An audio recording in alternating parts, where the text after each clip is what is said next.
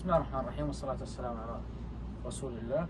الحمد لله، في هذا اليوم الأربعاء 9 ذي القعدة 1443 بفضل الله، ثم جهود توعية الجاليات الصفراء، وبجهود الشيخ أبو المكارم، وكذلك بمكان بدر صالح الوشمي جزاه الله خير. ما شاء الله تبارك الله. الآن سوف ينطق الشهادة من الجنسية الهندية. بسم الله. أشهد أن لا إله إلا الله وأن محمد رسول الله. الحمد لله. الله يثبته. الله يثبته يا رب. الله يثبته يا رب. سلم عليه، سلم عليه. الله يجزاك خير يا شيخ. ما شاء الله، ما شاء الله. الحمد لله. ما شاء الله.